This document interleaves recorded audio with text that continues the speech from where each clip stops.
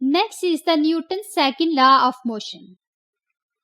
First of all, we learn about the Newton's first law of motion. Now we have to learn about Newton's second law of motion.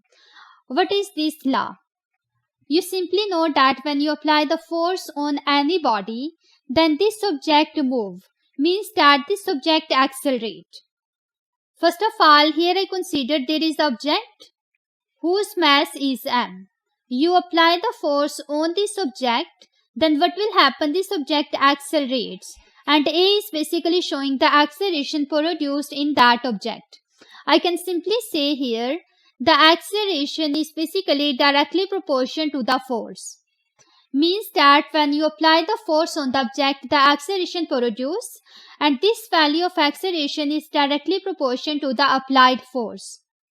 Both of these are directly proportional. It means that when you increase the force, accordingly the acceleration also increase, and when you decrease the force, accordingly the acceleration also decrease.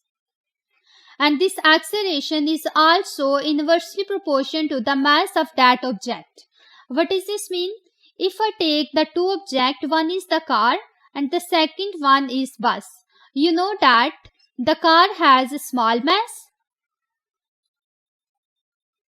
and the bus has large mass. When you talk about the velocity of the car and bus, the car can move very faster as compared to the bus. It is because of the reason the mass of the car is smaller, so that it can move very faster as compared to the bus. So I can simply say from here, larger the mass of the object, smaller will be the velocity with which the object is moving.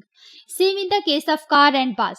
Car has smaller mass, it moves with a larger velocity, while the bus has larger mass, it will move with the smaller velocity. And you know that the change in velocity is basically equals to acceleration. I can simply say that the car accelerates at the larger rate as compared to the bus.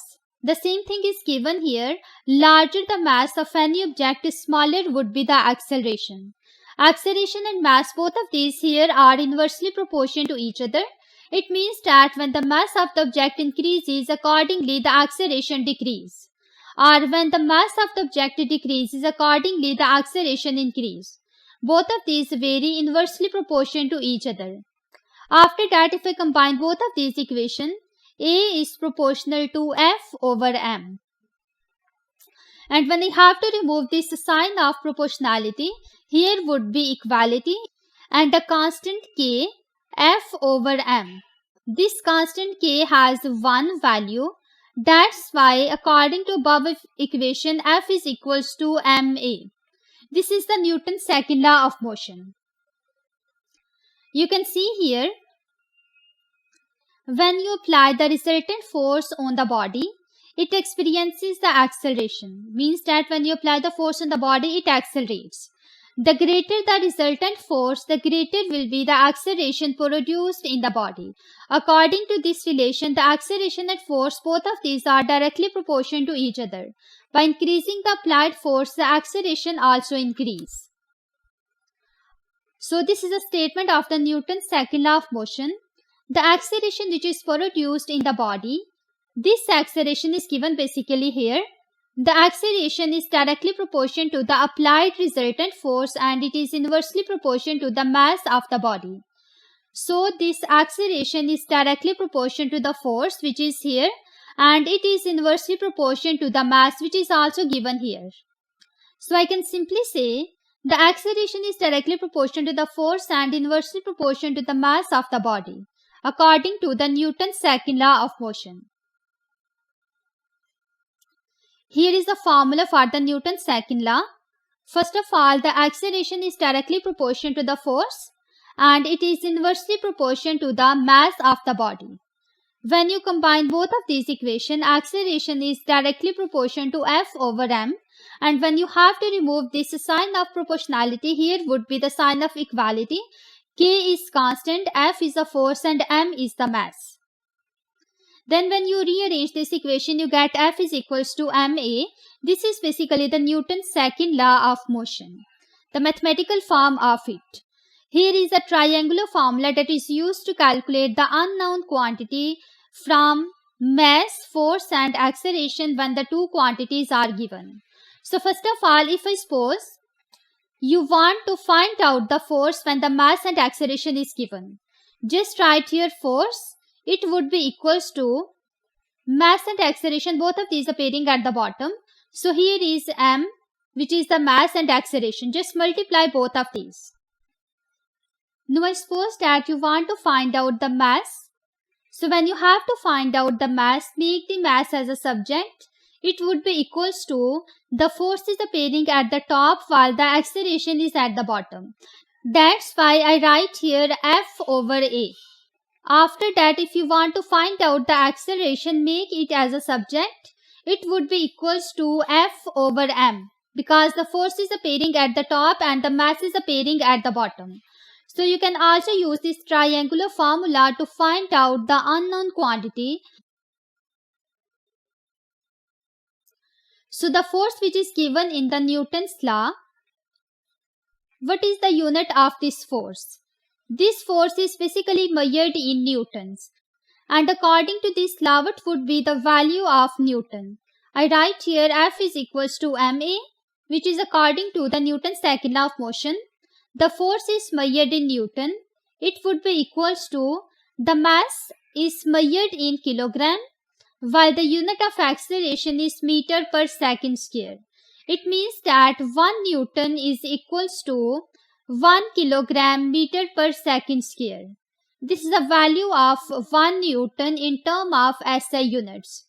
So how you can define when the force is 1 Newton? I write here F is equals to ma. If the force is 1 Newton, the mass is 1 kilogram and the acceleration is 1 meter per second square. According to this formula, 1 Newton is basically the force which produces an acceleration of 1 meter per second square in a body whose mass is 1 kilogram. So here basically you have to use the same formula by keeping here 1 with each quantity. You can see here the definition of 1 Newton. 1 Newton can be defined as the force which produced an acceleration of 1 meter per second square in a body of mass 1 kilogram. When the mass of the body is 1 kilogram and the acceleration produced is 1 meter per second square, at that moment the force is 1 Newton. And 1 Newton is equals to 1 kilogram meters per second square. The same relation is given here for a given force. Larger the mass of the body, the lesser the acceleration it experiences. I have to rearrange the formula. Here the force is constant and it gives the relationship between the mass and acceleration. You know that acceleration is inversely proportional to the mass. Larger the mass of the body, smaller would be the acceleration produced in it. So here you can see, according to the Newton's second law of motion, when you apply the force on the body, there would be the acceleration. So let's open the first one, which is related to the net force. Here basically we have to observe the effect of the balanced and unbalanced force. First of all, I suppose that the unbalanced force is acting on this rope. Then what will happen?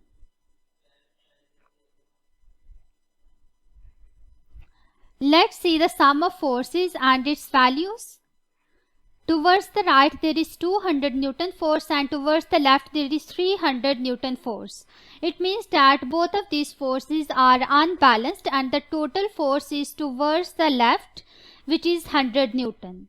Let's start this. Then what will happen? You can see here the motion take place in the direction of the net force, which is in the direction of the larger force. So I can simply say that when the unbalanced force is acting on any object, then the object will move and it will move in the direction of the larger force. Let's return it, and I suppose that no, the forces are balanced. See here, the sum of forces is 0, it means that the 200 Newton force is acting towards the left and also towards the right.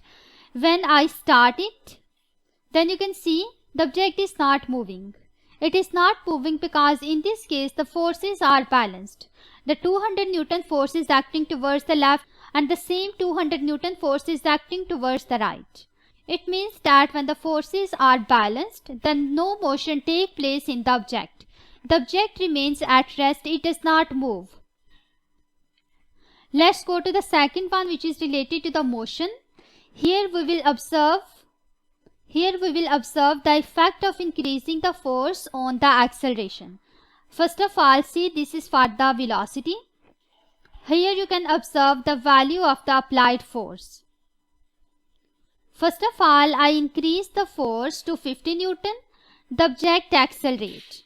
Because I increase the force, the acceleration will produce in that object. After that, I am going to increase the value of the applied force. Accordingly, the speed increases. It means that the body accelerating. So I can simply say that when you apply the force on the object, it accelerates.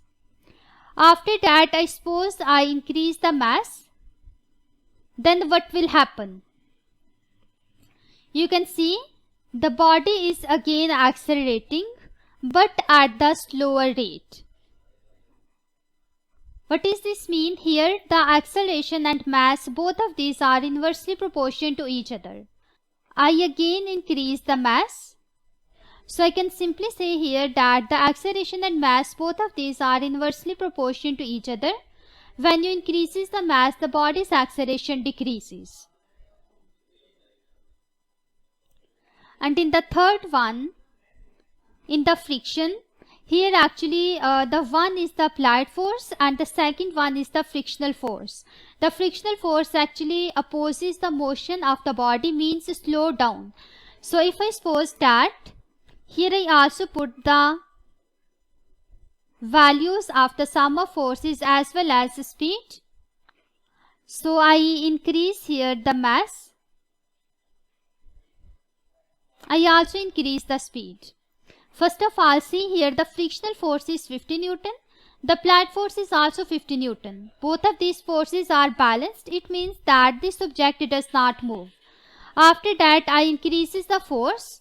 By increasing the applied force, the frictional force also increase. I continue to increase the forces until a moment comes when the applied force becomes larger than the frictional force.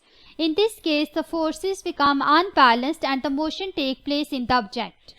So I can simply say here that by increasing the applied force, the acceleration is produced in the object because the acceleration and force, both of these are directly proportional to each other. Again, if I place here another object so that its mass increases, you can see because in this case by increasing the mass, the acceleration decreases. You can practice this as well from your account. Here is the exam question that appeared in February-March 2018. Let's see this. A stone of mass 0.12 kg is fired from a catapult. The velocity of the stone changes from 0 to 5.0 meter per second in 0.60 second. What is the average resultant force acting on the stone while it is being fired? So basically here you have to find out the average resultant force. Let's see the answers. Answer A 1.0 Newton, B 2.5 Newton, C 3.6 Newton, D 8.3 Newton. Let's see the answer and explanation. First of all, here we have to find out the acceleration because according to F is equals to ma, when we have to find out the force, we have to know about the mass and acceleration. The acceleration you can easily calculate by the definition of the acceleration, which is A is equals to delta V over delta T. So put here values. Change in velocity is final velocity minus initial velocity over time. The same formula is given here. You find out the acceleration that comes to be 8.33 meter per second square. The mass is also given 0.12 kilogram. Use the Newton's second law of motion here. F is equals to ma. Put here values, you get the force comes to be 1.0 Newton. So the force is 1.0 Newton. It means that answer A is correct. Let's go back and see the answer A. In the answer A, the force is given 1.0 Newton. It means that answer A is correct from here.